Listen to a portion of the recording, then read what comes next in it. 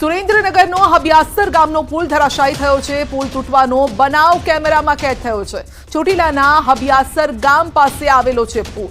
ભારે વરસાદના કારણે પુલ નબળો પડતા ધરાશાયી થયો છે, તૂટી પડ્યો છે। મોરસલ ડેમ ઓવરફ્લો થતા પાણીનો પ્રવાહ વધતા પુલ પત્તાના મહેલની જેમ ધરાશાયી થયો। પુલ તૂટી પડવાની સમગ્ર ઘટના કેમેરામાં કેદ થઈ। પુલ તૂટી પડ્યો તે સમયે પુલના બંને છેડે લોકો પણ ઊભા હતા, પરંતુ કોઈ જાનહાનિ નથી થઈ। અને જોઈ લો આ દ્રશ્યો, ખરેખર ડરાવી દે તેવા આ દ્રશ્યો છે। જો કોઈ વ્યક્તિ આ પુલની ઉપર ઊભું હોત તો શું થાત? ધડાકાભેર તે પાણીના વહેણમાં જતું રહેત અને સાથે તે તણાઈ પણ જાત। તો ખરેખર ડરાવના દ્રશ્યો। અક્ષય આપણી સાથે જોડાઈ ગયા છે ફોન લાઈન પર। સંવાદદાતા જી અક્ષય, ડરાવના દ્રશ્યો છે, પુલ ધડાકાભેર તૂટી પડ્યો।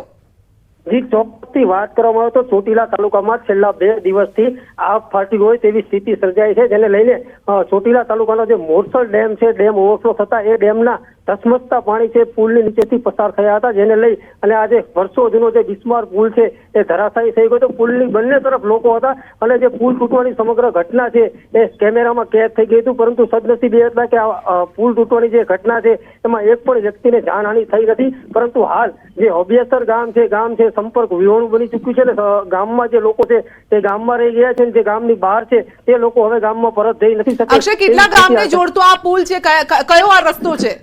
આ ચોટીલાથી હબિયાસર ગામને જોડતો પુલ છે। હબિયાસર એક જ ગામ આની સાથે જોડાયેલું છે, પરંતુ ગામની આ તરફ જે લોકો છે તે હવે ગામમાં અંદર જઈ શકે તેવી સ્થિતિ નથી। ગામમાં કોઈ હોસ્પિટલના કે કોઈ એવા કામથી બહાર આવવાનું થાય તો હવે ગામ લોકો છે એ પણ આ પુલ ક્રોસ કરી અને બીજી તરફ આવી શકે નહીં તેવી સ્થિતિ સર્જાઈ છે। જી અક્ષય, આપનો આભાર અમારી સાથે જોડાવા બદલ।